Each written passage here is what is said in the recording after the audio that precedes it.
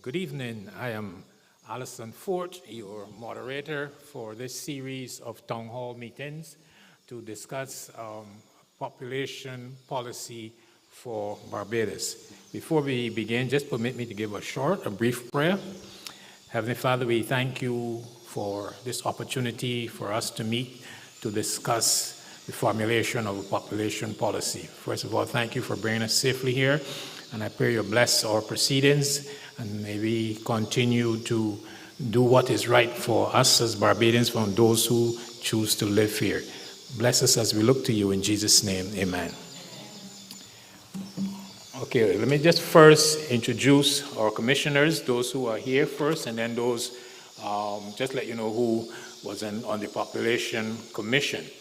First of all, we have the chair of the commission, Mrs. Roberta Clark. We also have here with us this evening Janelle Scanterbury Munzi. She's also a commissioner, and we have Yolanda Allen. Other members of the commission who are not here, we have Mrs. Vainell Allen Jones, who is the deputy chair. We have Ms. Paula Bayer. We have Mr. Jerome Wood, Dr. Jonathan Lashley, Dr. Murphy, and then there's some other persons who we would like to acknowledge. We'll also acknowledge the Permanent Secretary in the Ministry of Economic Affairs and Development, Mrs. Annette Weeks. And we have here with us also a young lady who has been steering this particular process from the Ministry of the Economic Affairs. She is Vainell Savory. We also acknowledged Mr. Delano Scanterbury. He was not here, but I am aware that he was part of the initial process in getting this going.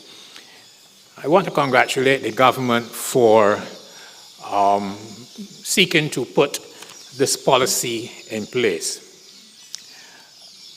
A national population policy is a very comprehensive document because it covers a number of areas, not just the size and the composition of the population, but the various factors of population change, namely fertility, mortality, and migration. The changes in those components have implications. So therefore, what is done to influence changes in those components, or what are the implications of changes in those components, are things that have to be considered when you are putting a population policy in place. Different countries from time to time have population policies. Of course, somebody might be asking, why do we need a population policy here in Barbados, especially at this particular point in time? But I will venture to say that this is not the first attempt for Barbados to have a population policy, and even I think this attempt may be what I refer to as an explicit policy, where all the various programs and policies that would affect population or determine the direction and of population growth and so would be in an explicit policy, would be in one particular document, so you can look and see what are government's intentions in terms of population. But before this policy was even put in place, there would be a number of other policies that affect, as I said, fertility, that would affect mortality, would affect migration. How does government treat to immigration, immigration, and how do they treat to emigration? How do they treat to fertility? Have government ever had any programs in place to influence fertility, either upward or downward? Certainly, the growth and the success of the Family Planning Association might have determined the current rate of fertility. Certainly, policies would have been in place in the past through the tax system to give write-offs to parents or to families who had children, because you wanted to encourage families to have children. Then there are other countries, maybe like China and so, who would have had some population policies the one-child policy in China. That was a form of a population policy. So, as I said, at any one point in time, different countries would have different targets in terms of their population, where they want their population to go. And a particular country, over a period of time, would have different targets, would have different things that they want to look at.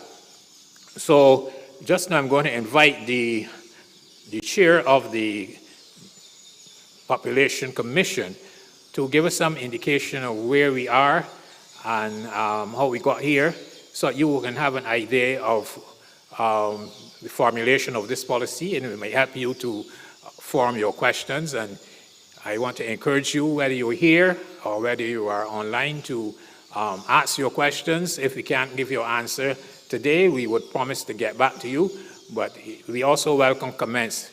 And if you're having a comment, please don't give a half an hour comment. You can give a comment and then ask a question so that you can help guide us. So I now turn over to our chair, Mrs. Roberta Clark.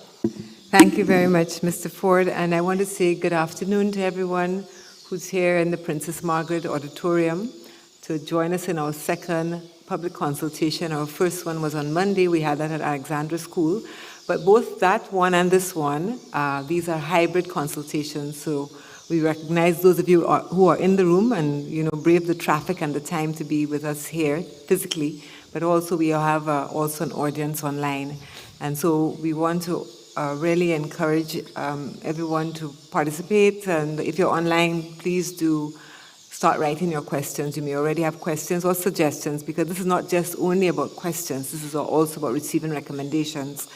Throughout its tenure, and the Commission was established in January 2019, throughout its tenure, we have been engaging in consultations of across sectors and across disciplines. And we think consultations are really very important to build transparency and trust in policymaking. They give, of course, everyone an opportunity to influence the policies, and in this case, the draft population policy. And we expect that people come with their experiences, their expertise, their perspectives, their interests. And we really want to hear from you as we move to finalize what is now a draft population policy. So with that, I just want to tell you a little bit about where we are going. And I have a PowerPoint, if you all will allow me to share that. Okay. I think is it? It's off, sorry. Yes, okay, so Mr. Ford has already shared with you the persons on the Commission, but what I wanted to say about the composition of the Commission, which is very important, is that this is an independent, non-partisan Commission comprised of people with expertise across varying fields, and I just want to share with you what those fields are so that you have a sense of where we are. We have people who are engaged in physical planning, persons who are involved in environmental management, someone whose life has been spent in cultural development, expertise in public health, policymaking, and human rights, in demography, that is statistics about population, economics, social policy research, and public sector planning. So it's a well-composed commission, and we've been working together since 2019, as I told you, January before the COVID, and through COVID to do this task. So what is the task? When the commission was established under the auspices of the Ministry of Economics, the Ministry of the Economy? Economic Affairs, I'm sorry, I'm having a kind of senior citizen moment here. It was set up to do two things in the main. One, to prepare something called a population situational analysis, and that is a report that seeks to analyze the causes and some of the consequences of the trends in population size and population age structure, based primarily on a review of birth rates, death rates, and migration rates since 1960. So that's the first part of that population analysis. The second part of that is based on what we found out on the birth rates, on death rates, and migration rates, to make projections on what on the size and again the structure. When we say structure, we're really talking about the male-female dimension, but also the age structure from 0 to whatever, So we're asked to make projections on the size and structure of the population over the next 20 to 30 years if the trends continued, the trends in birth, death, and migration rates continued. So that's the first task. And then the second task was based on what we found out in the situation analysis, and already those who commissioned the work already had some idea, I guess, of what we would find. So based on this, the sense that the population had been stabilizing in size and also becoming an older population, they also asked us to draft a population policy that would respond to what we found out, the population-related impediments to achieving the state's long-term economic, social, and environmental objectives. So it's a two-part process. We finished the situation analysis in 2020. So it took us about a year. And we could say a little bit about that exercise because it also highlighted the need for stronger data collection systems. And then we completed the draft population policy in November 2021. So actually, for most of the time in the Commission, we had been in the COVID years. Okay, so what did this report, it's quite a big report. I just have it here so you can see. It's over 146 pages long. And also available online. But we just wanted to highlight some of the main population-related findings from this report. And these are the headlines, if you will. That Barbados has had a very controlled population growth in the post-independence period, and I'll come back to that. We've had consistent fertility rates, decline in fertility rates below the replacement rate of 2.1 children per woman. So in the international demography world, a replacement fertility rate is that rate of fertility, the number of children women, or the average number of children women in the population would have at the end of their reproductive years. And that number to replace your population from one generation to the next is about 2 children per woman. So since 1980, Barbados has been below replacement rate of 2.1 children per woman. We've also seen a decrease in death rate, obviously, because we've had improved health systems. We've seen a decline in percentage of persons of working age, and I'll talk a little bit more about that. A growth in the proportion of persons who are over 65, and therefore also increasing dependency ratios due to the reducing number of persons of working age and the greater proportion of persons at both ends of the dependency scale, children as well as elderly.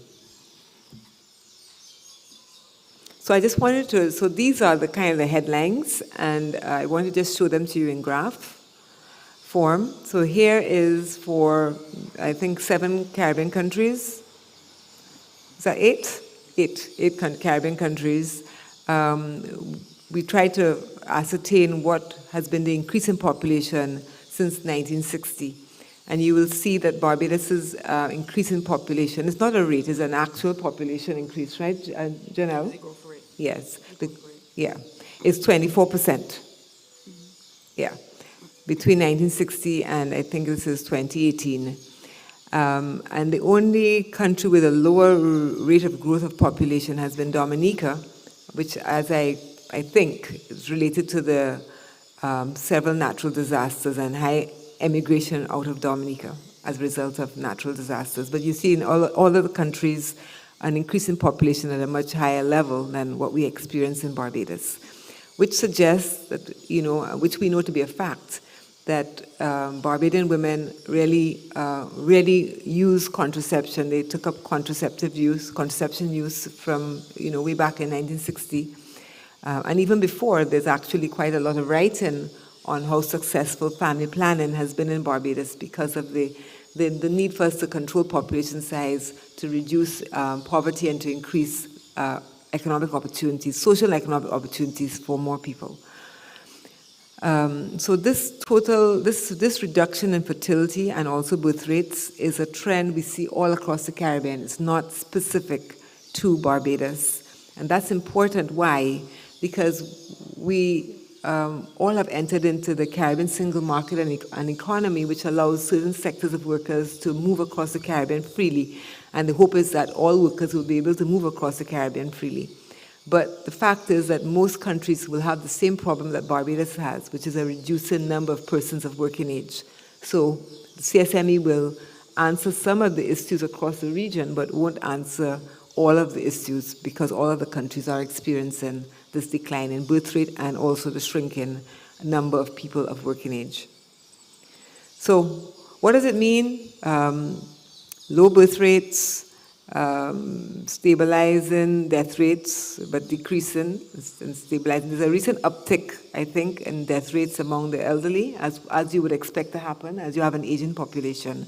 But anyways, the combination of those two factors, our projection, the Commission's projection is that what we will see is that the population will continue to grow very, very slightly until around 2030, and thereafter start to decline. And it would start to decline because, yes, the declining number of births since 1980, or I would suppose even up to 2000 before and going into 2000 means that you have less people entering the workforce. So what you see here is reducing number of children under 15, reducing number of people between 16 and 66, and an increasing number of persons over 67. The older ages. Yeah, the older ages. So what we have there basically is a decline in population based on these projections. Again, it's a projection based on trends in birth rates, death rates, and migration rates. Something dramatic could happen which would change that trend, but all things being equal, and we've been on that trend since 1960, this is what the population will look like going into 2050 and going into 2070.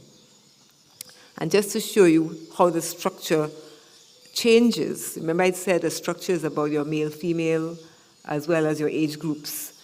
And you will see the chart in the blue and then the red is from 2010, which is our last census. And, well, the last report of a census, because we have completed a census, Janelle, last year, but we hope to get the results of that census, hopefully this year. But, okay, so you see there, you kind of have already in 2010 a decline in number of persons under 14, children and youth. And then you see a little bulge, that's your working age population where you're having the bulge. And then you have older persons, but not a significant component of the population. That's 2010. We don't have the figure for 2020, but here this is a projection for 2040 and 2050. And you see the structures alter dramatically, where we're going to see older persons. In fact, it's going to start looking almost like an inverted triangle, where you have the younger persons is more rectangular, but kind of going that way.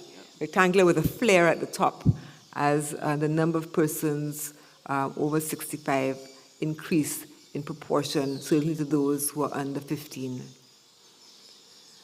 So that's really what we're talking about, a steadily aging population and decline in size. Okay.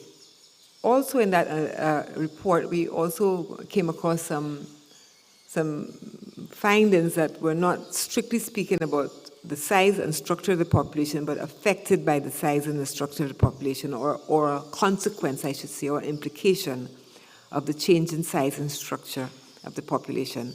So the first thing here we saw, the number of young people in the labor force has declined by almost 50%. That's rather a dramatic number, a dramatic percent. So as a percent of the labor force, youth comprised 20% in 1995 and 10% in 2017. I think we will agree that this is rather remarkable in the true sense of the word, something that must be remarked upon. We also found that notwithstanding the decrease in numbers of young people in the labor force, that there's fairly high rate of young people not in employment, not in education, not in training, and that's about 18%. So where are those young people and what are they doing? We found that increased expenditure on health services and on social services as well as social protection. And when we say social protection, including non-contributory pensions related to the aging population.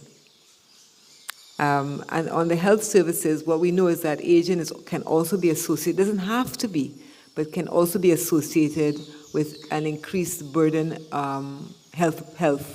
ill health burden.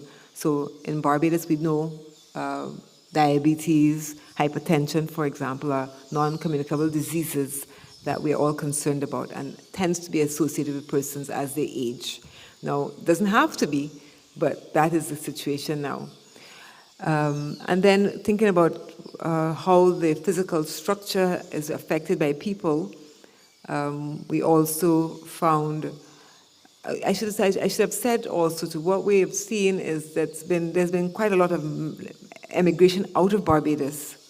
Well, that's part of the Caribbean experience. And even though the people leaving Barbados numbers have decreased as it's getting harder and more difficult to enter into more traditional places where Caribbean people go, the US, Canada, the UK, for example. But even though you have a decreasing level of people leaving, you still have quite a lot of young people leaving Barbados. So what we noticed is that, and Dr. Eileen is here and she's a physical planner, that there are over 20,000 vacant residential lots and a rising level of vacancy in existing buildings, reaching 12% of their stock in 2012. It might even be much more than that now, with the closure of so many businesses in the COVID years. So something that tells us that there's something happening to the population when we're seeing so many vacant properties around and in disrepair. We've also seen a move away from the coastal areas, so new housing units, but in spaces associated with agricultural production. I spent a few years of my life well here in St. Philip, in Coles Pasture, where it was really just pasture on one side and cane fields on the other side, and St. Philip looks quite different. So we know that there's been a change in a redistribution away from coastal areas. And of course, we've seen waste produce increase and expected to continue to increase. So that's kind of our non-demographic findings of that report. So based on that, what we consider to be an issue, a declining population, and an aging one. Now, the population aging is not an issue, a bad issue in and of itself, but there are implications from how we take care of the entire population and also those who are older, which we thought a population policy ought to consider. So generally speaking, a population policy, anyone, wherever it is, in any part of the world, seeks to outline strategies that will increase the likelihood that a country continues to have a population size and age structure that will allow it to achieve its economic, social, and cultural development goals. So what we really want to emphasize here is that we see a population policy as a planning tool. Well, all policies are planning tools, but this one is a long-term planning tool, because as you will see, the recommendations that we make, some of them are implementable, and you will see the implications of them right away if you start to implement them, and some of them, you'll take a while to see the results of whatever you put into place now. So really important, the policy is a planning tool for the future. Okay, so we just wanted to say a little bit about the principles, and I don't want to belabor this because I don't want to be talking too much, but I think it's kind of important.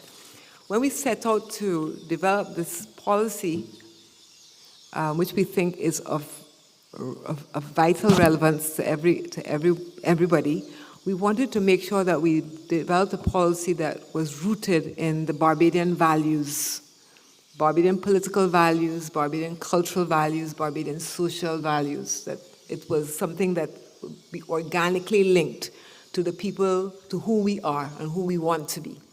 So the first thing that the policy takes for granted is that we have a social democratic state. The state here has some functions, and I call them the R's, the 5 R's. So the state has a responsibility. When we say the state, the architecture of the state, the ministries, the public sector has a primary responsibility for development, education, health, social protection, for development objectives. That's one R, responsibility for the development of the population not the only responsibility, but a primary responsibility, that this social democratic state has a regulatory obligation. So the state has to regulate the market, for example. We need to have fair labor laws, fair financial regulations, fair banking rules. The state does that through parliament and through the executive.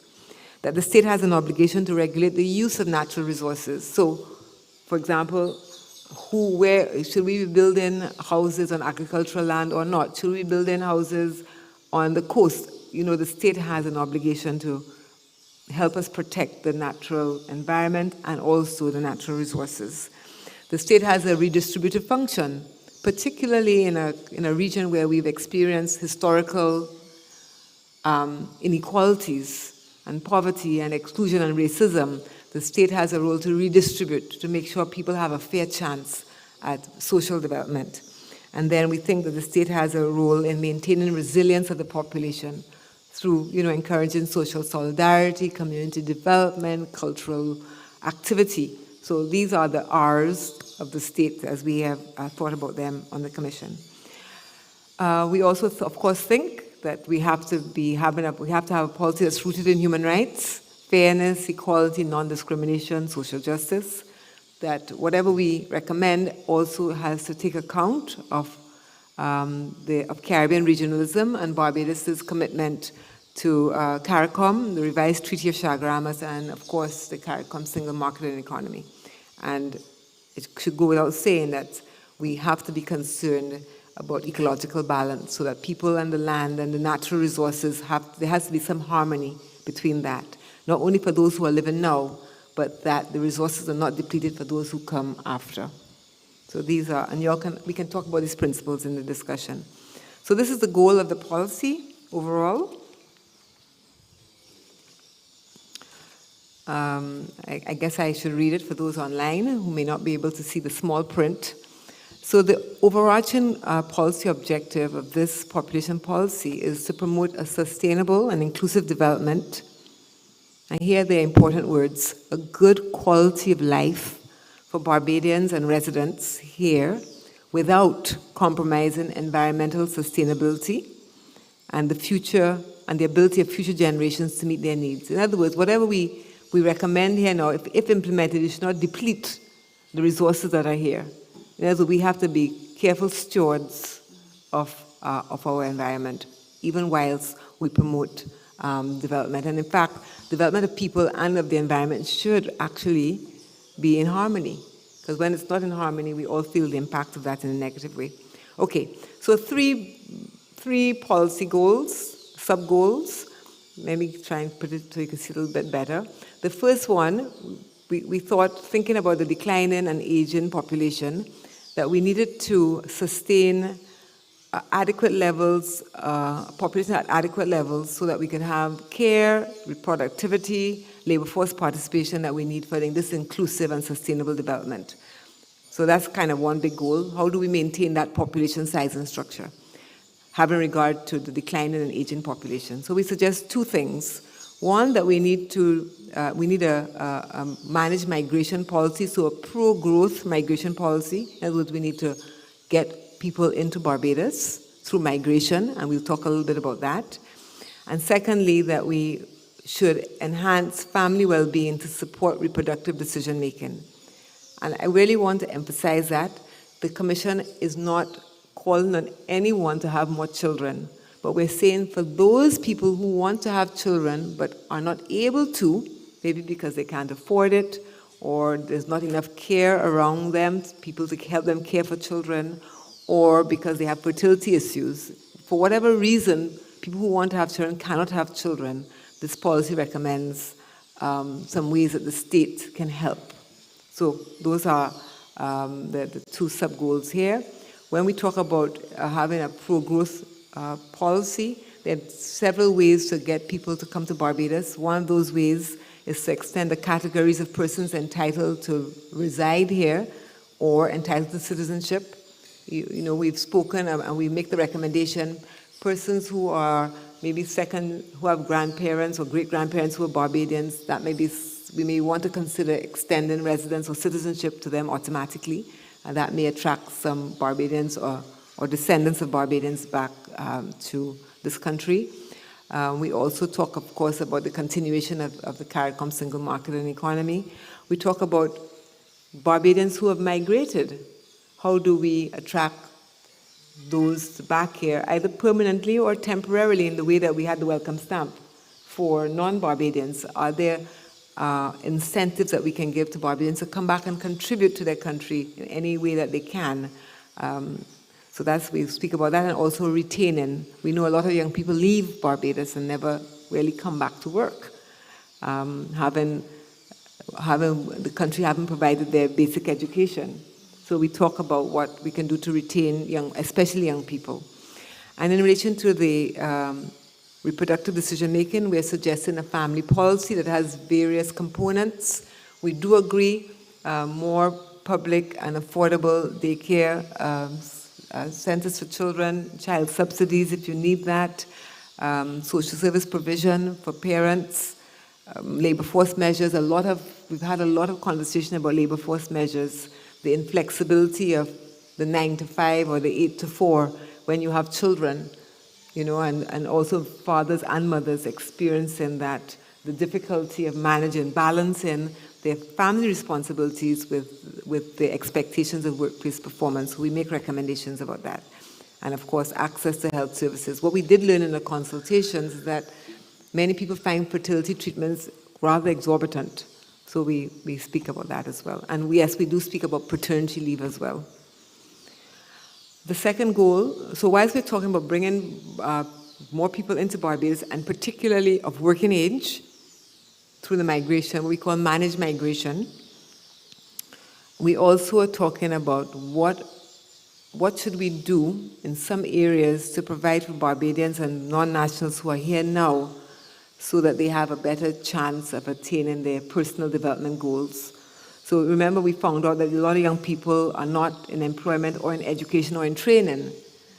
So we also make some recommendations about how you can support young people to get them into training, to get them back into education, to get them contributing to their communities. We make recommendations on that. We make recommendations on, because we have this aging population, we also make recommendations on how you can support caregivers, people who are caretaking the elderly. But we also think that we should have healthy aging. So we make recommendations about the provision of health services or wellness services to support people as they get older, so that they remain healthy for quite a long time. And then we talk about strengthening the care economy, understanding that for caring of children, sick, and the elderly, for the most part, women are still doing that. Traditional gender roles are still holding. There are more men being involved in child care, but we still think of it really as women's responsibility. And so we also make some recommendations on how we can share the care responsibilities, not only between women and men, but also between families and the states, for example, through the provision of daycare. So the last policy goal, we're talking about, again, remember we spoke about ecological balance, the environmental management. How do we balance, how do we promote integrated settlement development and safeguard the ecological balance?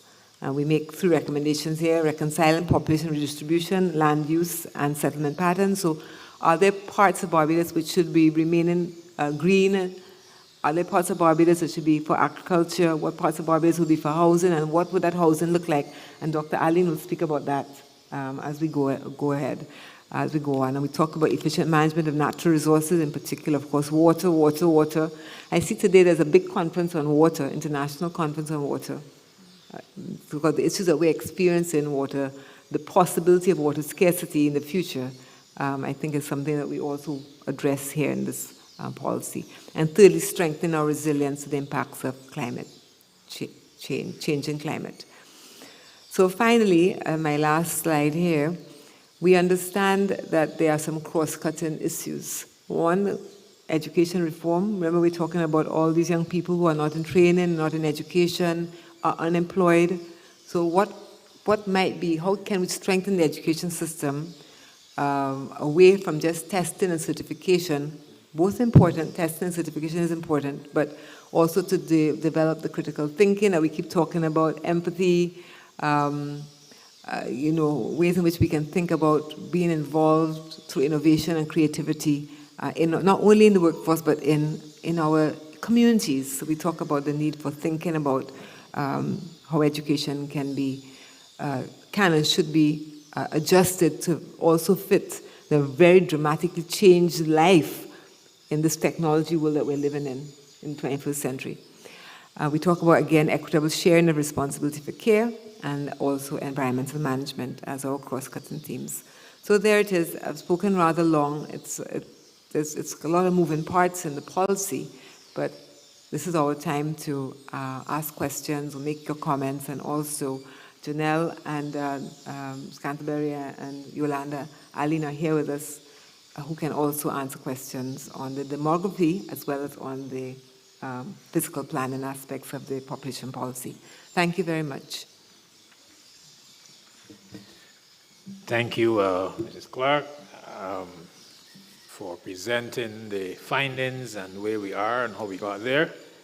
We're going to open up to the audience, both the face-to-face audience and the online audience, for questions. But before we do, we have some questions that came in before on the various platforms, on email and on Facebook. Let me just, some of them are comments, some of them are, we have one or two questions. So let me just put these on the table. Some of you might have some of the same comments and ideas. And then I'll probably flip backwards and forwards between those who are here and those who are online in terms of questions and comments. So just be a few minutes while I read some of what we receive online. Coming in on the Facebook platform from Sarah Lane, said there are policies in place that don't allow just anyone to come into Barbados and work. This becomes an immigration policy first and foremost that wouldn't disrupt or displace Barbadians from jobs. So I suppose in terms of, if we're talking about managed migration, I suppose this particular comment would be targeted towards that. But certainly if we're talking managed migration, then that is an issue we will have to look at. Because if we are seeking to maintain a certain working age population in order to have the kind of tax base that we would need, or the kind of labor force base that we would need to support our development initiatives, then that's something we will have to look at. Khalid, coming in on the email platform, sent in a comment. The person said, I am a Canadian with Bajan descent, and I'm very proud of my ancestral roots on the island. I think that the proposed plan to increase the population of Barbados is a big step in the right direction. I'm excited and await the day that those of us in the diaspora are able to be granted citizenship by descent. This proposed bill would improve the relationship and ties with those of us who are living abroad, amongst adding value to the island as a whole. To name a few, increase in tourism, skills and knowledge transfer by power, and the person said investment, foreign exchange benefits, remittances, etc., and strengthening of cultural ties. Since removing the monarchy and becoming a republic, Barbados represents sovereignty and stands out from all Commonwealth nations. This move to encourage population growth will have a significant positive impact on the country and its people. Thank you for your time.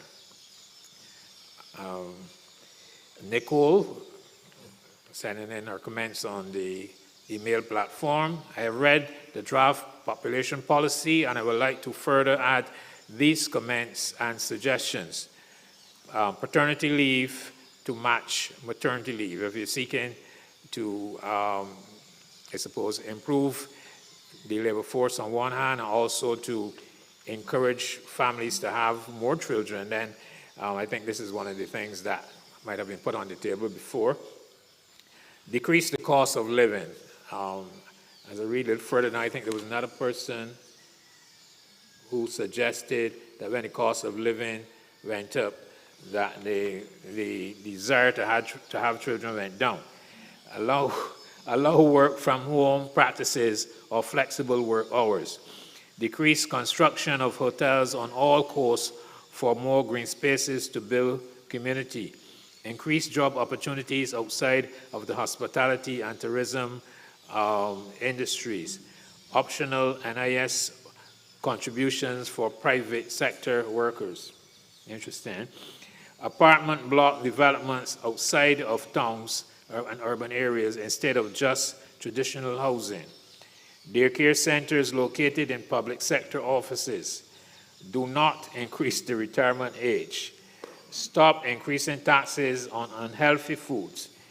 Reduce the cost of healthier foods. In other words, the person is saying instead of increasing taxes on unhealthy food, you should reduce the cost for healthier foods. Okay. The person also said stop classifying food as good versus bad, which will encourage unhealthy relationships with food. Instead, promote a balanced diet that will include all food and drinks in moderation. Improve maintenance of public buildings. Reconstruct or rework dilapidated buildings instead of just constructing more buildings, especially in Bridgetown. So these comments from this person clearly shows that the person understands that a population policy is wide-ranging and it's very comprehensive, and there are a lot of cross-cutting issues when you're looking at a population policy. And then we have another person. This one is in the form of a question. What incentives is there in the private sector for taking on internships? In other words, if you're looking to increase youth participation in the labor force, how do youth get the experience that is required when you're sending in your resume and you ask for experience? How do the youth get experience? Is the private sector, and I suppose it'll have to be stretched to the government as well. And I think in the Prime Minister's response to the estimates, wrapping up of the estimates, and so she did mention incentives to have people who come in and do internships in the government. So that question, as I said, I believe is targeting the whole question of having more and more young people or increasing the participation rate of young people in the labor force. So I'll stop there. I have a few more is coming in, but I'll stop there. I don't know if any commissioners want to comment on any. As I said, they're mainly comments rather than questions. And if you want to say anything. Right. Okay, we have some members of the audience here. Now the protocol is we have a mic there. You approach the mic, give your name, and then if you're giving comments, give comments. But if you're just talking, then I'll ask you to come to the point, or I'll ask you what is the question that you're asking or what is the suggestion that you're making. Okay, so you're free to begin. Good evening, everyone. My name is Kira Dean, and I have a few questions on, I think, all of the three things you spoke about. So the first one, and I think this is for Janelle, the policy goals. So with all of these things, especially with the managing the migration, I want to know how far you are in terms of the development of a population register.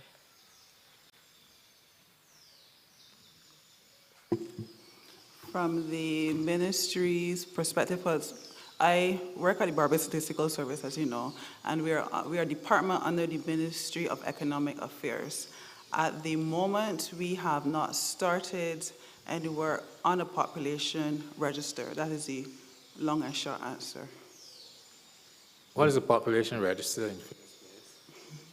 Generally, it is so most countries conduct a population and housing census. The more developed countries will conduct a population and housing census every 5 years. For example, the case of Canada, Barbados, and other developing and developed countries will conduct their population census every 10 years.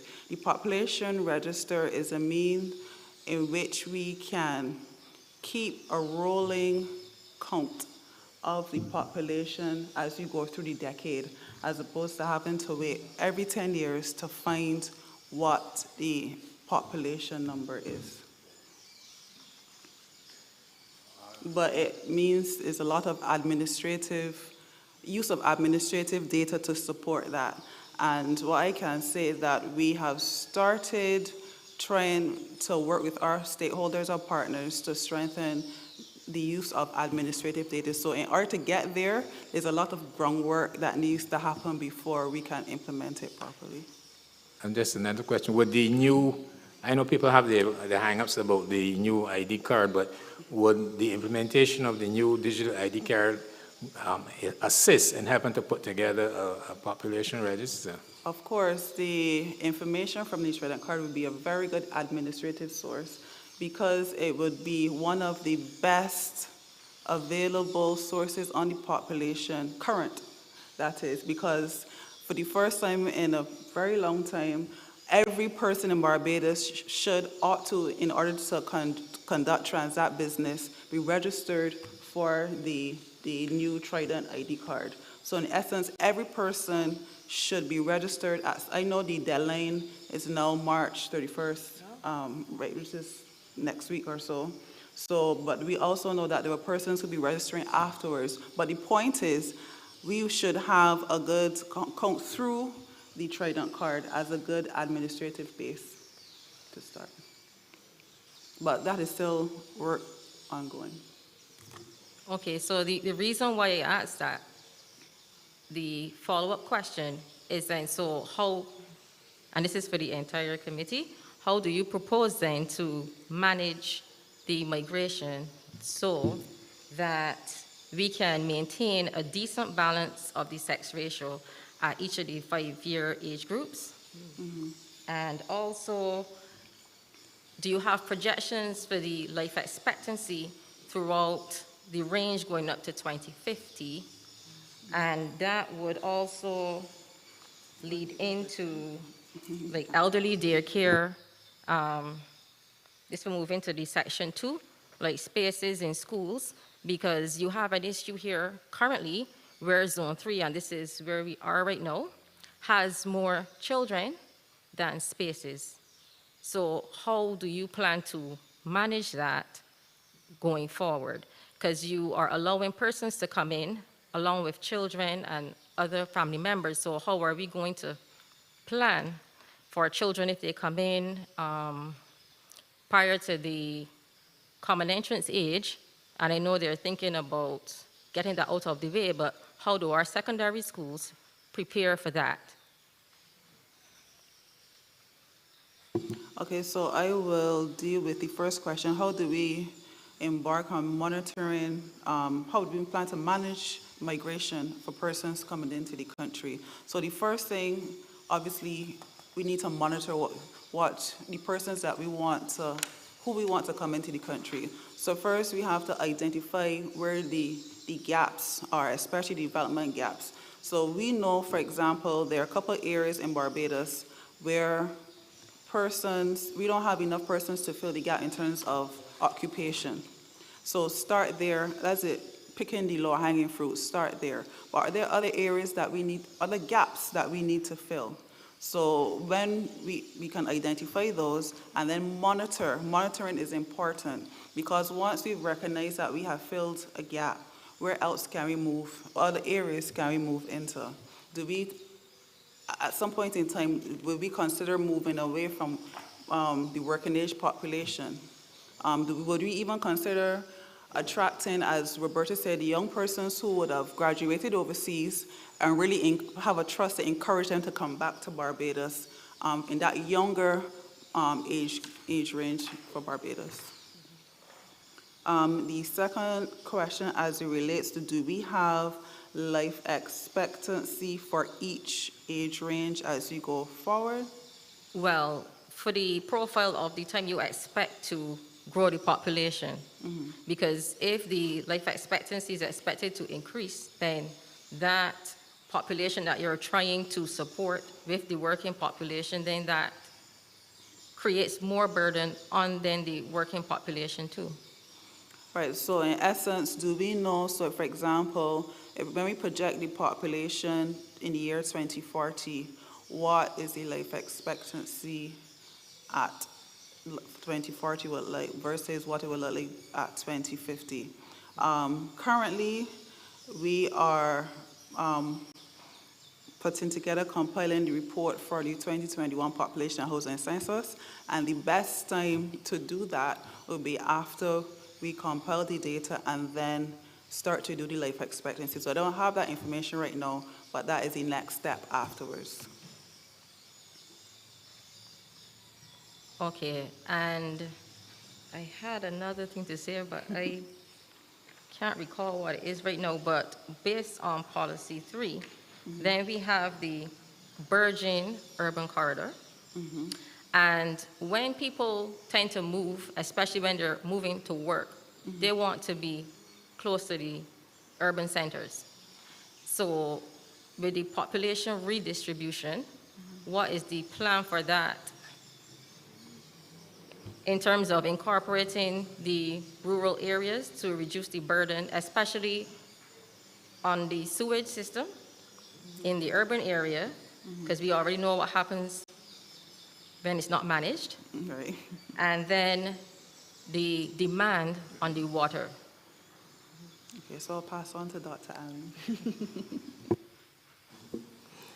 Yes, so you pose a very interesting question in terms of what does the actual space look like when you're trying to do population redistribution with an increased population. And I would say what I've said before is that we probably then have to rethink the strategy for what our settlement areas look like, where we live and where we work in relation to each other. There are some island states, more developed and smaller than us, who would have kind of like that kind of 15-minute model where within a short distance you find employment centers, residences, you'd also find your services, and they're kind of like a compact community, so that you then replicate that within your urban center in a way that makes sense. It obviously means running lots of planning scenarios and looking to see how that can work, but also the model of housing over time, the concept of having the detached home that takes up lots of space and keeps sprawling would have to obviously change, and it would have to be far more intense or more dense housing scenarios, which you see in small island states where you can have that closeness of employment centers, housing, commercial facilities in discrete areas, but so they're distinct settlements, but they are replicated far more frequently within the corridor that we now look at as our urban space. Okay. And sorry, and you did also mention resources such as things like water supply and water management and the output from that, sewage and wastewater. Obviously, there will be a lot more associated research with that whole process. Can we manage what we have now? Do we need to do more to come up to speed in terms of the resources? But you see, this landscape itself will change. So you're actually, again, running lots of modeling and scenarios in order to determine how best to manage what scarce resources you do have in terms of water and conservation management and things like how we use it, leakages and things like that, and also what kind of infrastructure and technology you would have to use to deal with the sewage and the wastewater runoff and things of that matter. So there's a lot more data to be provided in order to run those scenarios for a planning process. Okay, so based on the answers that you gave me, it seems as though there's still a lot more groundwork to do before this gets off the ground, because I do not think that it should go anywhere without a population register.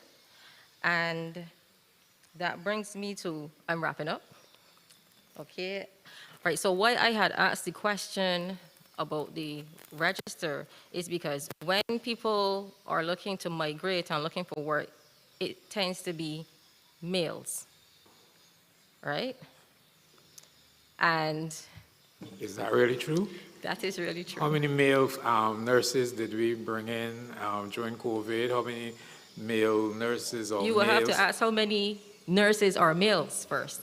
Well, right, so they in the most recent past, we imported a lot of nurses and they were not male. Yes, so therefore we are offsetting the balance the delicate sex ratio. What's that? Then we're offsetting the balance, because if we are bringing in 80 nurses and we have 20 males and 60 females, therefore we have a lot more females than males. And It may not be a problem for you, but for the fertility rate and getting that to go where you want it to go, and then you also have to look at the ages of the ladies and gents that you are bringing in, and if they are desirous of such things. What I can say, though, you're referencing making sure that we keep a good balanced sex ratio. We may not have a population register right now, but what we do every quarter, we have an estimate by 5-year age group throughout the decade of the population.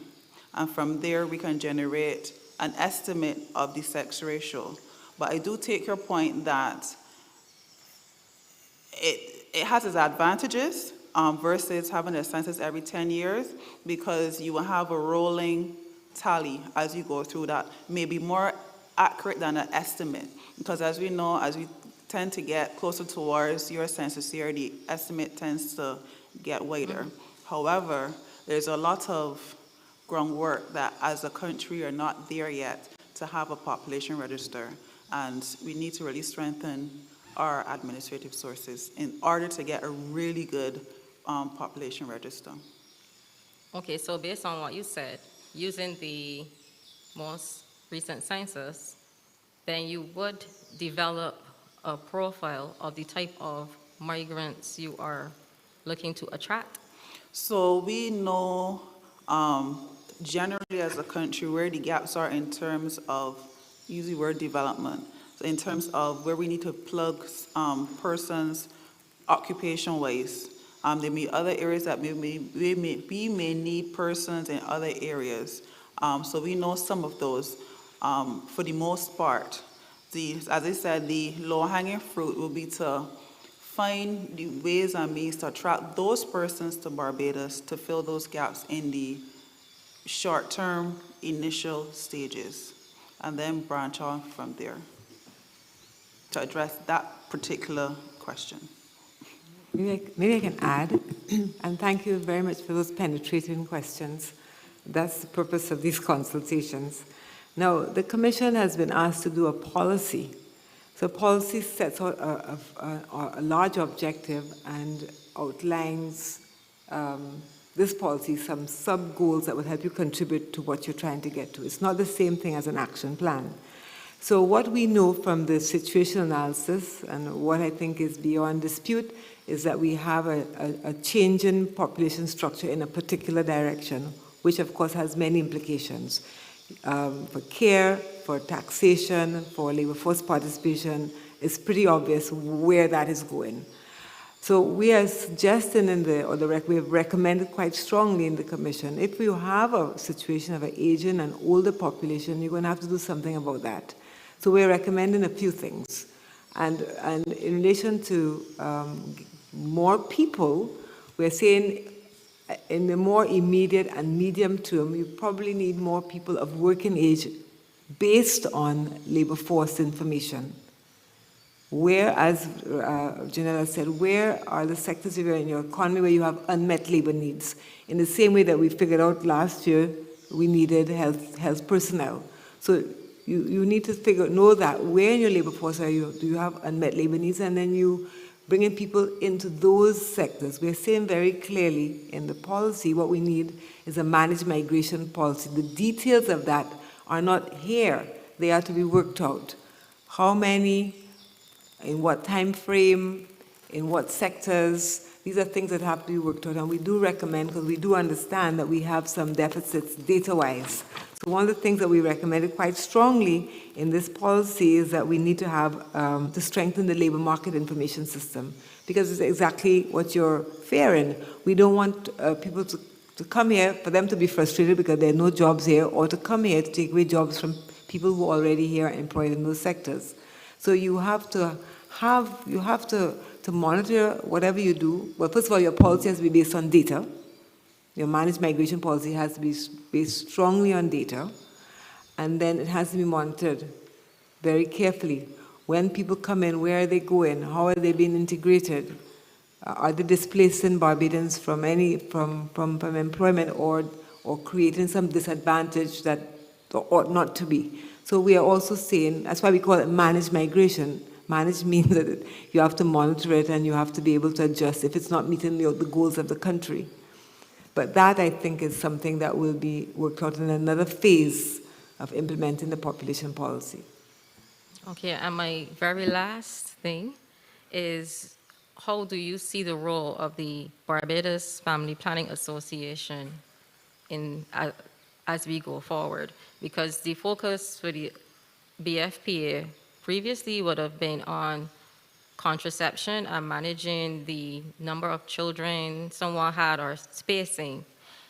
And you mentioned that persons would have spoken about fertility issues. So do you see the role of the BFPA changing? I don't really want to speak for BFPA, but I think what the Barbados Family Planners Association has been doing, and I have to say I feel quite sentimental about it because my mother worked there for a long time, through confessions. They provide reproductive health services to women and men. And that includes contraception, but it also includes information, education, and a range of gynecological and fertility-related health services, so they'll continue to do that. I think that's about all I can say about that. I think the Family Planning Association will tell you that they are more than just about contraception. And they are, and also this population, we want to really make it very clear that we very much are committed to the human rights framework around reproductive decision-making, that people will decide the number and spacing of their children. The state provides an enabling environment for people to make those decisions based on autonomy and self-determination. Okay, that's it. Before I entertain another question from the audience or read one from the thing, I just want to make a comment or maybe see if we can get some feedback from the commissioners who are here or any who are online. As I might have said earlier, there are three main components of population change: fertility, mortality, and migration. The average person, when they hear about changes in population, they think fertility. And you're going to get a lot of people who are going to focus on fertility and measures to increase fertility, as she asked about family planning and so. And you were talking a lot about managed migration. Now, in terms of fertility, that would have to be a long-term measure, because if a person has a child now, that child will not really enter the labor force to another 20 years. And certainly we can't wait that long if we want to seriously affect short-term changes in the population. Managed migration, that can be immediate, as we've seen. We encourage certain categories of persons to come to meet a short-term or medium or long-term goal. But then the other one is mortality. What were your findings in terms of measures? For example, mortality, you have people who say die through violent deaths, right? They're mothers who die in childbirth. Then you have persons who still in the working age group who succumb to NCDs. So to what extent has the policy examined, or what were your findings in terms of reducing the number of deaths to working age people due to violent deaths, due to deaths at childbirth, and due to NCDs? I have some data here for you, Mr. Ford. I'm just looking at the situation analysis, and you are quite right. Of course, people die from any number of reasons, but the number one leading cause of death in Barbados in 2017 was strokes. Was what? Strokes. That's NCD. Yes, NCDs. Then diabetes, and then prostate cancer, and so on and so forth. Maternal deaths per 100,000 live births, it was 27 per 100,000 in 2017. Anyway, so your question, apart from the data, was? Right, so if NCDs is one of the leading causes of death, And NCDs are not only for people who are retired, they're for a lot of persons in the working age group. You would think that a policy to, what should I say, vigorously address the problem of persons dying from NCDs would be foremost, in addition to managed migration, that was one of the things that would be foremost in the minds of the persons who are seeking to implement this policy.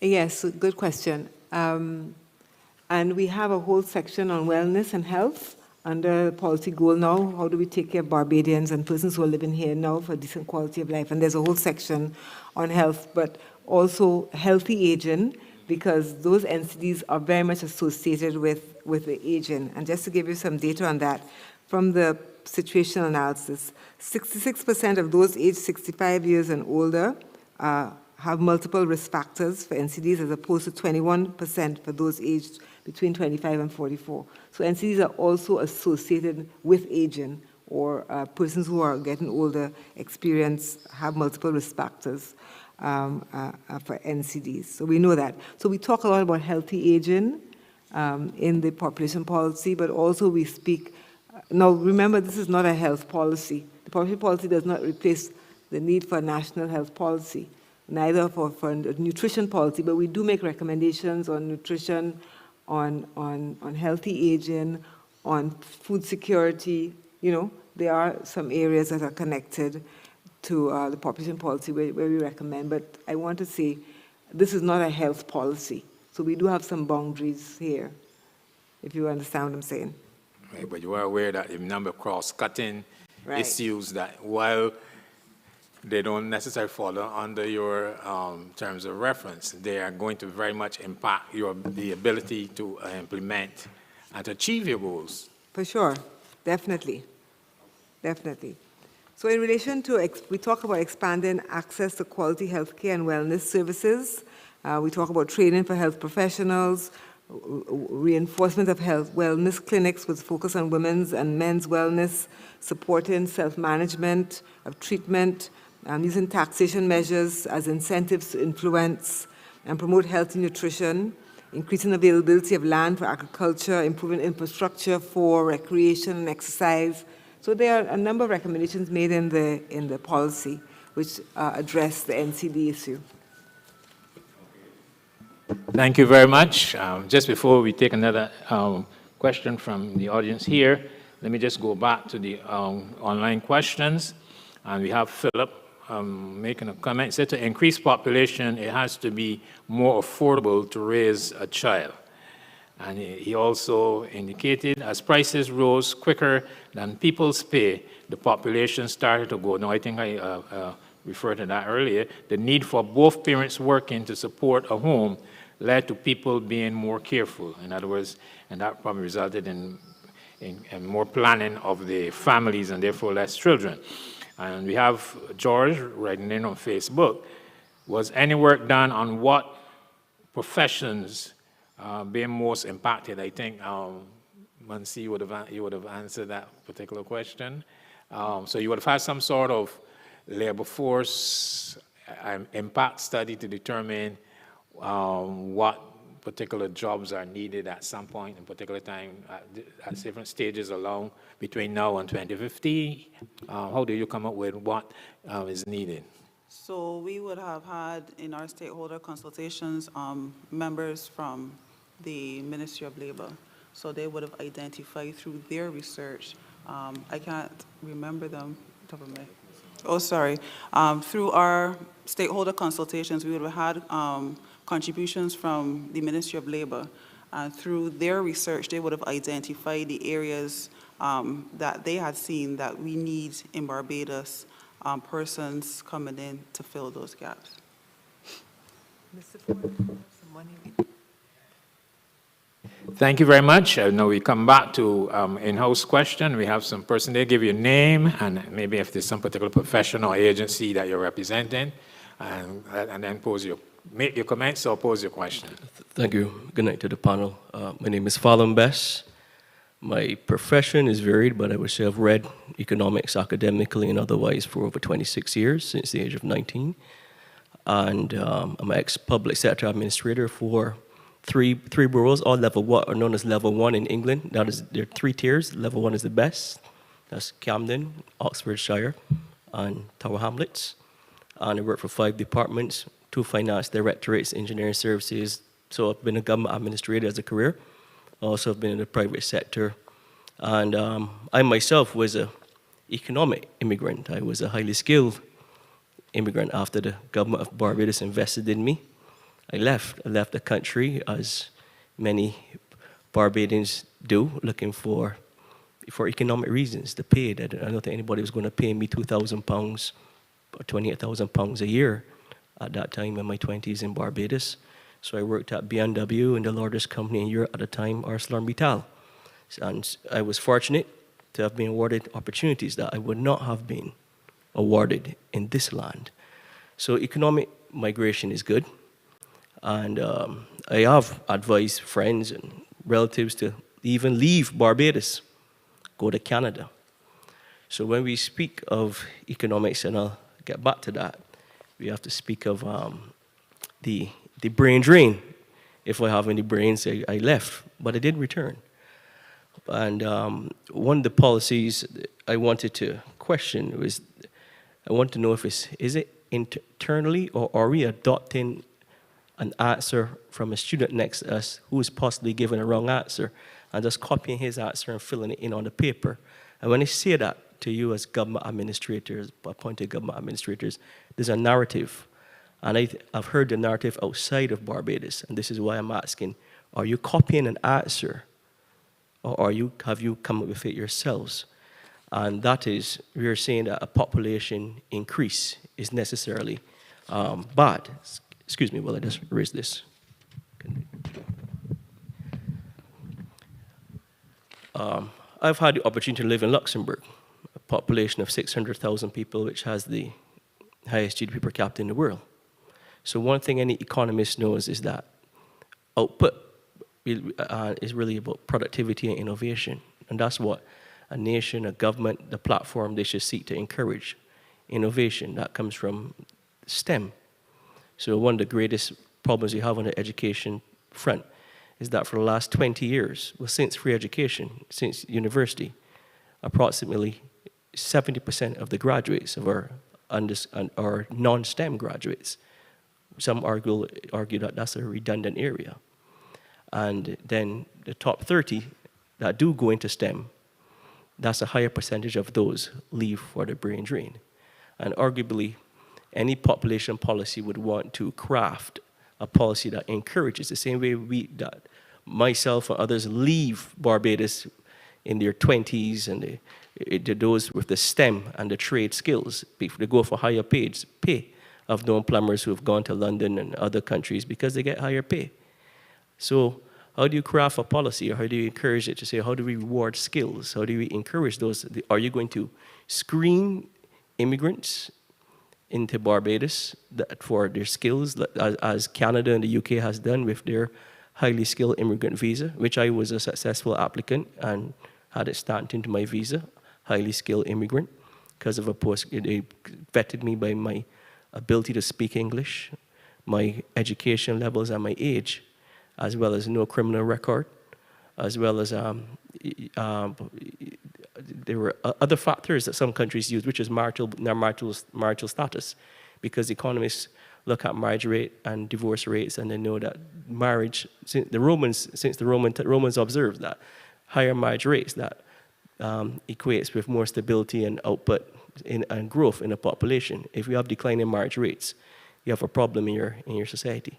And if you have increase in marriage rates, so you put laws in place to reward and protect the family unit, which is what the marriage has traditionally done, and the laws that protect such, and rewards the tax incentives for such.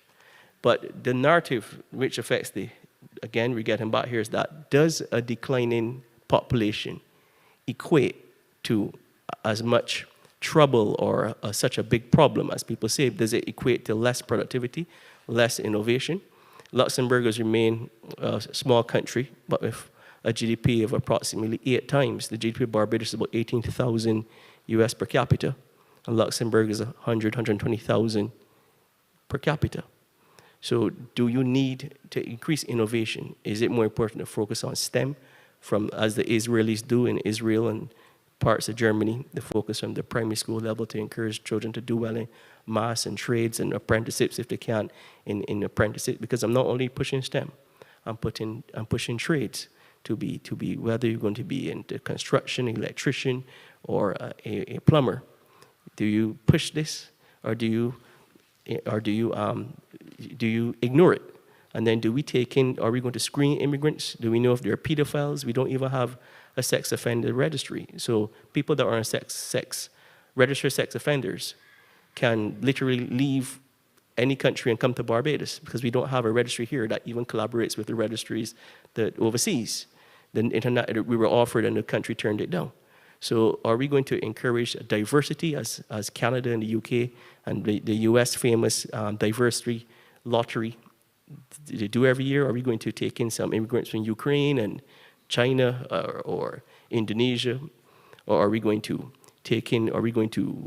ignore language, or are we going to have policies where if you pass the language, we will go for diversity? Is it all going to be from the Caribbean? Because that seems to be where the largest sector has come from. Well, Bajans moved to the metropoles of US and the UK and Canada. Then other Caribbean immigrants come here from Guyana, St. Lucia, Vincent for a better paying, a better life. And then there's the other thing of governance. As a government administrator, there are things that we are doing here. We're not meeting the benchmark for good governance standards. And administration after administration is ignoring it. For instance, we are getting government decisions without public consultations. When the Canada, you cannot make a major decision whether it's it can be work. Sometimes you come at the right answer, but with the wrong process. Do you consult the community? Do you have to follow England I had to follow as a government administrator? I probably did about 80 consultations, quick and short, because it was a simple process to follow. Do you follow the government communication standard? That is, you have to notify people that are affected, the communities, have mailers, town halls, and then it has to be summarized, and then the policy has to be done after the consultation. We are seeing here, not to knock this committee, Barbados Population Policy, but the consultation is not completed. That usually what happens is a consultation is done, from my experience, I'm saying I did many of them, and you have a consultation. The consultation, you have the summaries of the people, but every government departments have to write their comments, and then the MP and the director for that, whether it's engineering services or environment, they have to sign off, permanent secretaries. And then that document has to be made. They have to put their comments there because they're paid, but that's if they're going to make a policy. The MP, the permanent secretary, they have to put their comments after the consultation, not before, after. And then that document has to be made public, freedom of information. It's put online. You don't do a policy and then have a town hall and say, this is the policy we are giving to you. That would not be good governance. And the reason that's so important, you don't have to do it, but there's some integrity and innovation is why people migrate. I don't have to stay in Barbados. And many other intelligent and young people who have a lot to offer, they don't have to stay.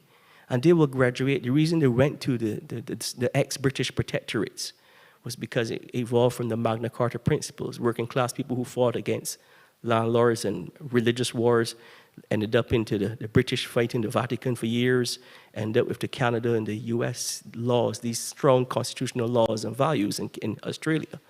And what did it equate? That more people migrated there. They fled areas, they fled Barbados. There are more Bajans in New York than Bridgetown. And all of us have family here. Many of us have family and know families and relatives who are successful in those metropoles because they get rights that are not afforded in their own homeland. They get treated or paid more. And rights with government departments which may afford them rights which are not afforded in their homeland. So if we want to really create a platform that we will bring the best of the best, the governments, not just the administrators, the population, which comes first, the chicken or the egg? the people have to elect leaders with integrity, because you need a platform with integrity. The integrity and the economics go together. Because do I want to go to another Caribbean island which has a dictator? Well, let me not be like that. Which has a leader that's been in his position for 6 terms? Does someone in the 20s who's educated really want to go to an island?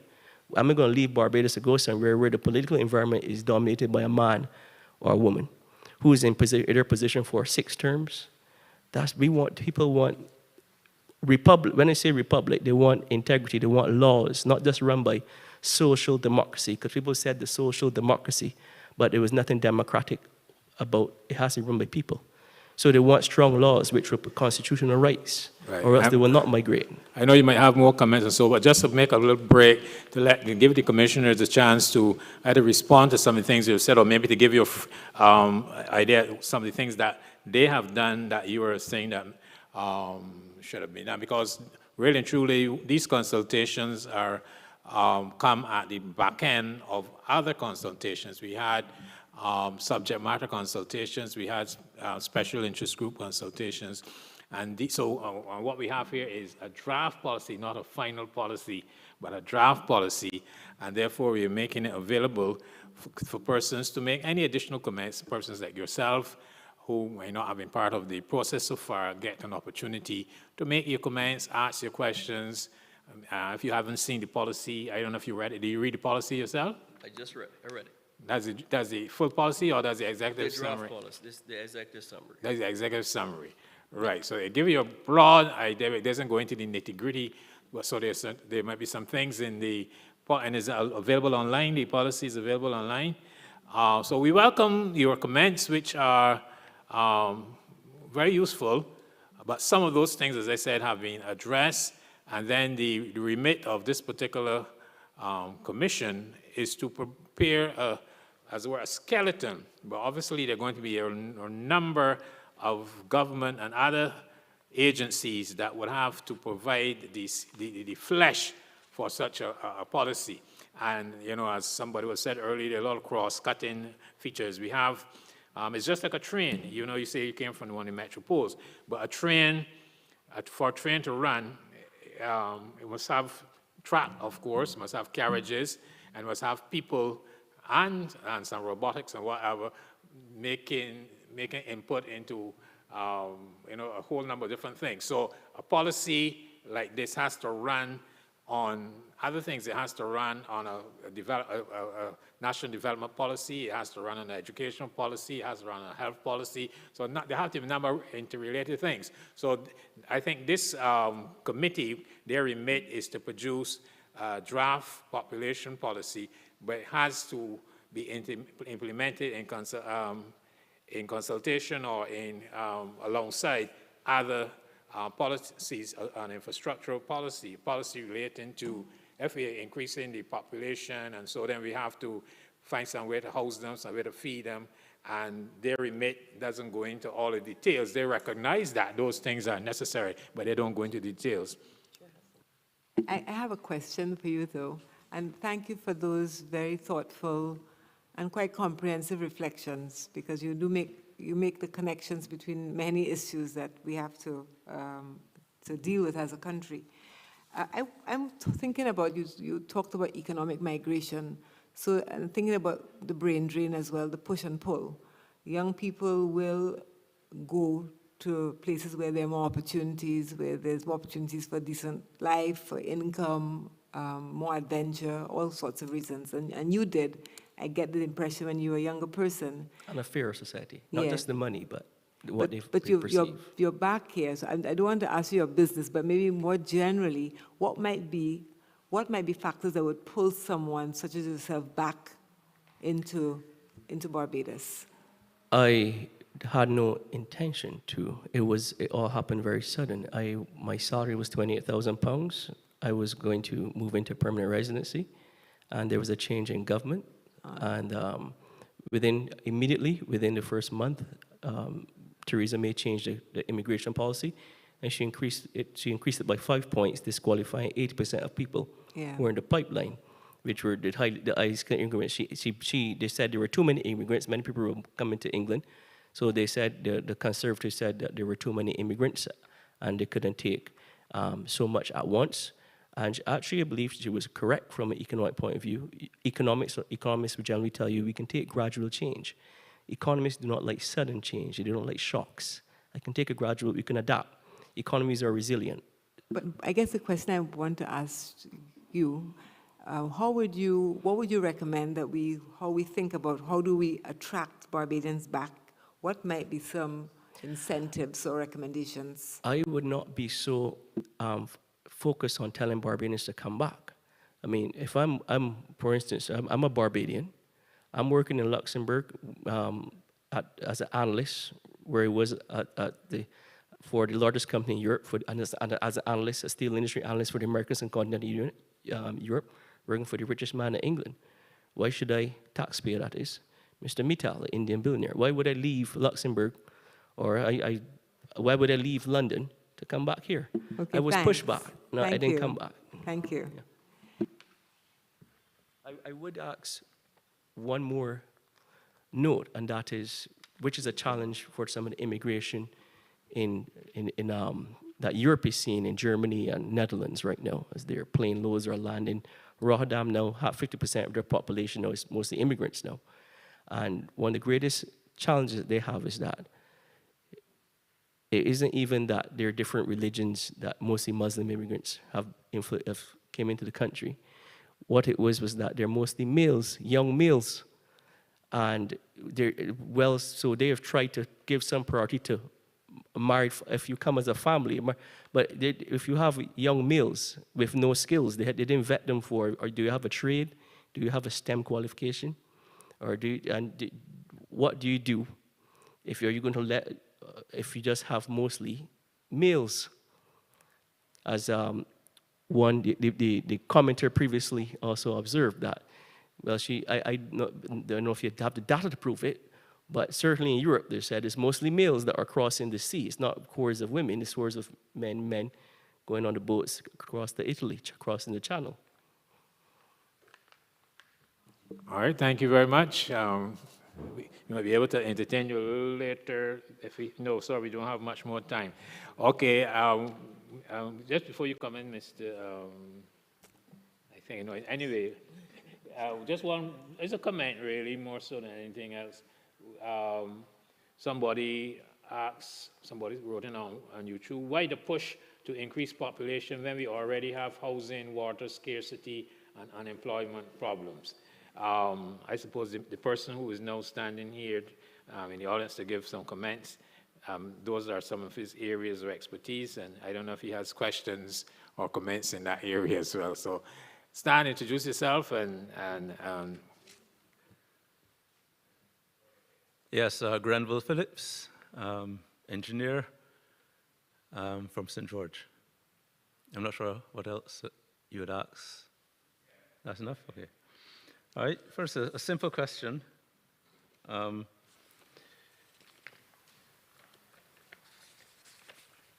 Yes, on sub-goal 2.4, regulatory and administrative processes. It said review of the mandatory age of retirement. Is this specific to public workers? Or this across the board, public and private sector? Across the board. Oh! So you're going to tell me when I must stop working? No, what we're saying is... It's mandatory. Yeah, people are saying, what we're saying is people should be able to determine if they want to keep on working or not. Oh! Yes. Okay, that's... Okay. So it wasn't... Yes. Thinking about healthy aging, right? It may be that someone... No, in that case, I agree with it. I Yeah. agree with it. I thought you were saying, well, at this age, you have to retire so you can make room for others. Thank you. I support that 100%. Right, so sub-goal 1. The last bullet point. Measures to retain and repatriate Barbadians to reverse the brain drain. And that's what my colleague here mentioned. I recently had to let go a chartered engineer. Imagine that. Who left and went off to the US because he couldn't find work in Barbados. We didn't have any work for him. Highly qualified fellow, really wanted him, but you can't give him nothing. He needs money. And then we found some work, but he's just not coming back. He is so disgusted with his experience. He is so disgusted with his experience in Barbados. And the reason for that is the lack of tendering opportunities. If he could tender, he could probably win. But a chartered engineer. But no tendering. A lot of construction is going on. There's a lot of construction going on, but few tendering opportunities. One thing that really damages a country are these corrupt no-bid contracts. So I had to leave Barbados for 2 years. Couldn't find work. Right? I came back because I have a son, You have a wife and a son. But I had to leave to find work. Couldn't do a driveway, couldn't do anything. Just a question, is that because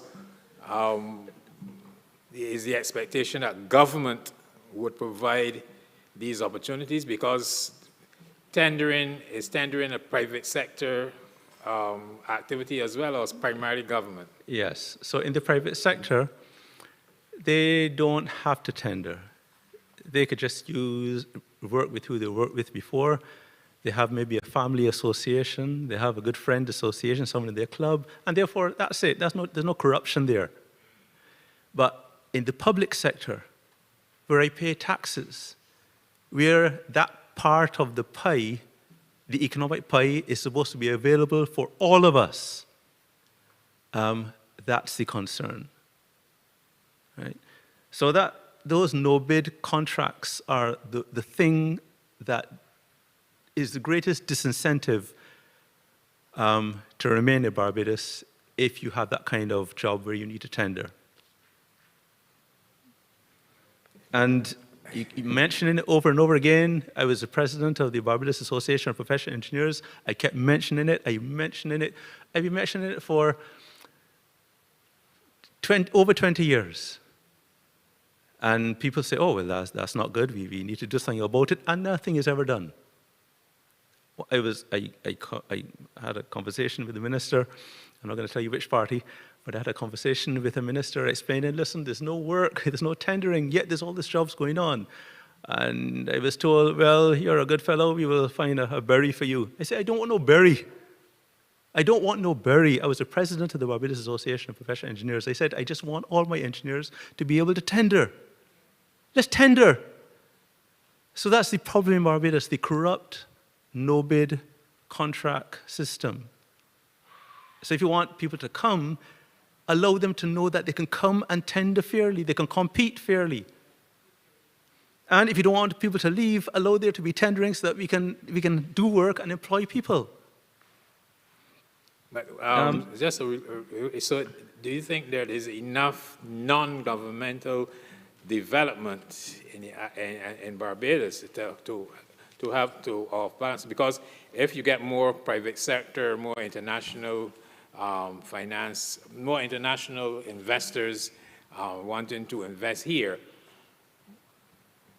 then maybe they wouldn't have, the companies here, persons that you said, wouldn't have to depend on government as much. Unless they're bringing their engineers and everything with them, then I would think that if government prepares the framework, the environment and the framework for development here, then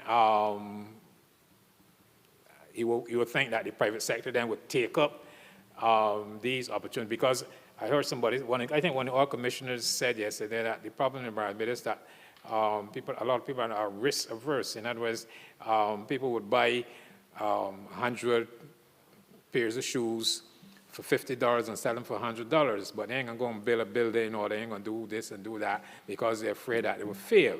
Is that because of bankruptcy laws, or maybe there's some reason why People have to depend on government. I mean, most of the bigger projects might be with government, but there could be other medium-sized projects that are not government that persons can be involved in.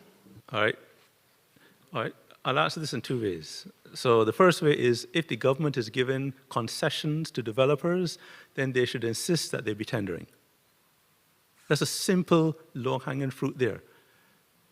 The second thing is, if you are tendering for a specific project, you have to show that you've done a similar project in the last 5 years. It used to be the last 10 years, but because we started winning, the funding agencies decided to reduce it then to 5. And sometimes it's like 2. So we have an airport. We don't do airports, in Barbados every 5 years or 10 years. Therefore, if there's an airport, it should be tendered, right? And it generally is. Seaports, they should be tendered, right? And therefore, if you win them, then you can go to another country and try and get work doing their seaport, right? So you need to open it and allow everybody to tender. That's just it. If there is a project, it should be tendered. That will do wonders. So again, I've been talking about this for over 2 decades, right? So honestly, I don't expect anything to be done, but I'm hopeful. But yes, the other thing then is,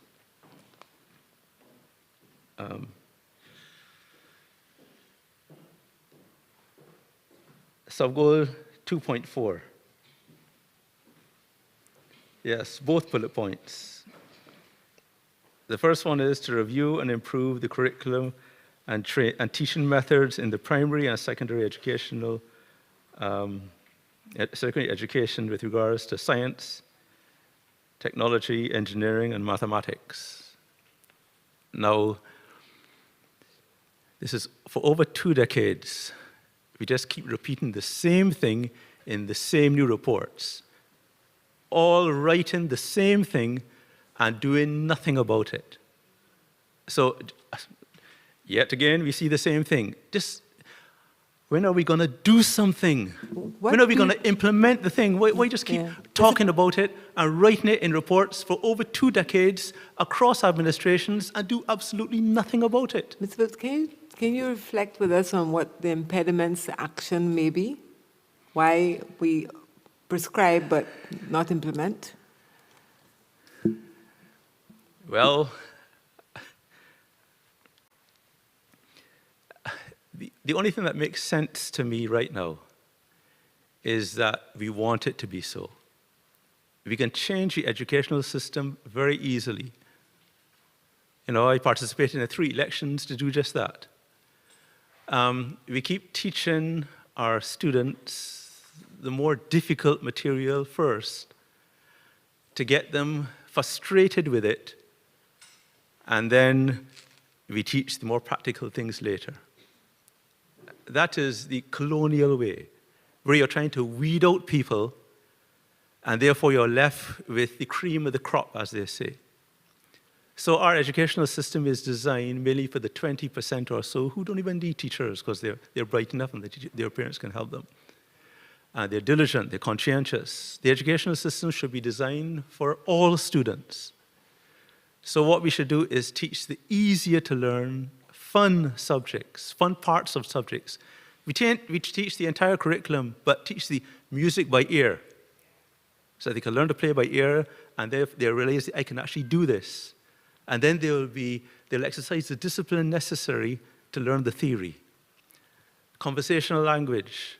And then they learn the discipline, exercise that discipline to learn the remainder of the curriculum. And that's why I started a college 10 years ago, and I tried this. So I know it works. But yet, for whatever reason, we're not doing it. So, I don't know. But again, once again, it's back in a report, and I expect nothing will be done. When this is something that you can just change so simply.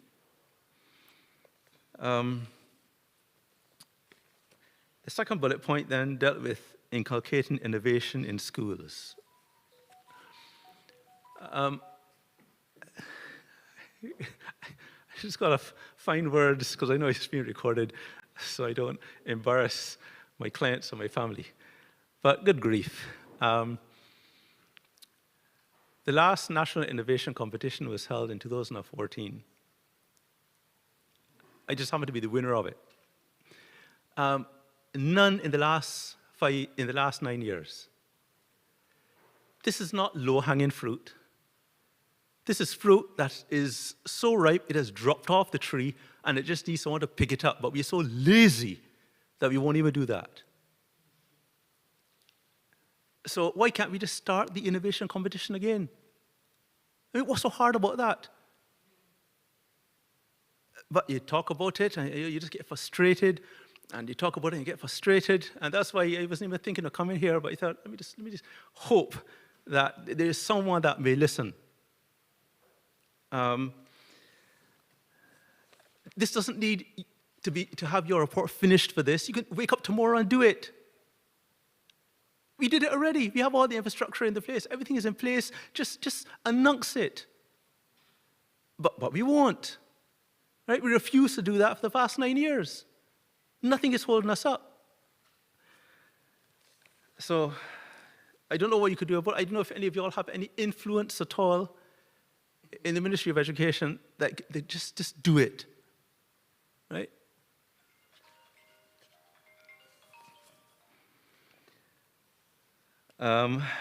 Right. We got this sargassum seaweed that is on its way. We know it's on its way. You know, we waste a lot of time and resources and money just playing with it and doing nothing effective with it. Every year we have it.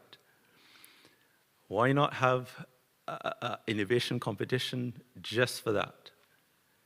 With the winner of the person who can come up with the most effective and economical viable solution, you know, getting some funds.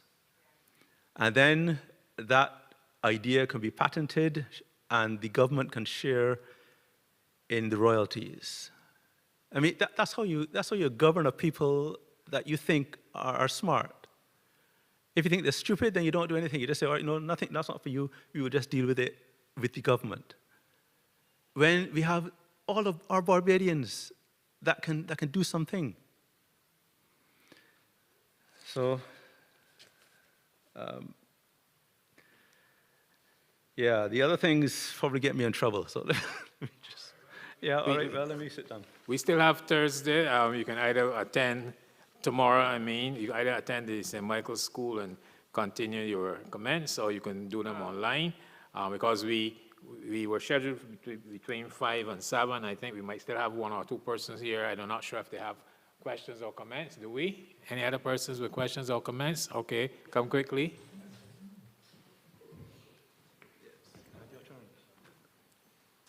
State your name and... My name is John Ennis. I'm retired. Okay, retired. But, yeah, I went to Canada, too. All right. I was dragged to Canada. Okay. So I would like to bring some bright news. I didn't hear any mention of internet policy, virtual world. I know it was touted some time back. It was quite exciting, whether it worked or not, right? And it caught the attention of the world because it was reported in other papers that Barbados was going to do this and Barbados did that. But I haven't heard any of it or seen it in the draft summary. But it's a very exciting part of getting the attention of people below my age, more to his age and below, right? And they would want to support you in that kind of environment. And the good news I bring is that in the 80s, Ireland, which was one of the poorest nations in the European Union, started a policy consistent with what they're talking about in their universities. And they're actually managed by actually emailing Irish descent persons in the States and throughout the world to come back and support this and to be part of it. And it worked. So I know it's online somewhere, and there must be, you can take a trip to Ireland and look at it for yourself, right? But to me, it was quite exciting when it comes to resuscitating a nation. So I would like to put that forward as my contribution, that it is possible. Thank you. We had a welcome, what was the correct name again? Before COVID came in 2020, we were not only welcome Stanley, we were welcoming back Barbadians. We were going to, we gathering. And I think Ireland itself had a similar program. But I think now they're seeking to put it back on track again, where we encourage Barbadians out in the diaspora to come back and see how they can contribute, either by being resident here, or, as I mentioned at Alexandria, for example, if you have a doctor who has a good practice in New York, he and some of his colleagues might want to set up a practice here, where either some clients from overseas or some clients from Barbados could benefit. He can come down here and spend a few months, or he can come in every maybe a couple of weeks or something and see some clients here. Those clients, overseas clients, and their families could come and spend maybe a week here in terms of recuperation and things like that. So there are a number of things that can be put in place. I'm sure that the government had some of those things in mind when they were planning the regathering. So as I said, I am sure that I think I heard that they're going to put it back on track. So I think we hear you, and I'm sure that the commissioners would, in finalizing their comments and their policy, would take some of those things into consideration. But the whole idea, I think, would be to encourage Barbadians or persons of Barbadian descent living overseas to come back, and that is why the idea of extending citizenship by descent to grandchildren and maybe great-grandchildren was moved to it some time ago. You want to final statement to make I or would question? just like to add, we know some of the problems, education, the built environment, and I would like to say what the solution, everybody knows the problem, but it's the solutions. And what has worked, I've seen from my review of economics and models, is economic stimulation through urban regeneration. There's an old saying, I think it's biblical, that says, if your eye be single, your body be light. You don't scatter shot. If you focus on points, the Dubai Fishing Village model, if you take zones, which they've done and replicated in other parts of the world, the King's Cross, St. Pancras, parts of London, the East London, where a city was built in 10 years, the Canary Wharf project, and it's still continuing today with many, all around that area is urban regenerated. About 20% of a developing country's economy is actually the built environment. That's a country like Barbados, 20%. That's all the jobs in the construction, renovation, property management, the hotel sector. That's actually the largest sector of the Barbados economy, the built environment, the construction and real estate economics, and which I'm a specialist at, that's my postgraduate specialty. But the Dubai and London and other parts of the world have taken urban regeneration and they've mastered it, where they social, economic, physical, these three points. They went in, they copied what works. The Swedish model, when you're going to urban regenerate St. Pancras, a rundown area of London, if you're going to urban regenerate Bridgetown, they said, okay, on the social, we're going to deal with the human trafficking, which is a problem in Bridgetown. We're going to use the Swedish model. That's worked. We don't arrest women. We don't arrest the people who are prostituted. We arrest the pimps.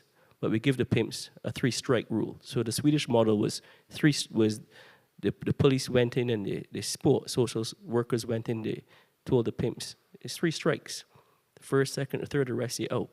And prostitution decreased by 80%. The trafficking of women is decreased. If you're going to urban regenerate Bridgetown, if you're going to pick Speightstown, Bridgetown, Holetown, Oistins, and you're going to pick a square mile and say that everything, we're going to remove the red tape, outline plan permission. This is the Dubai model.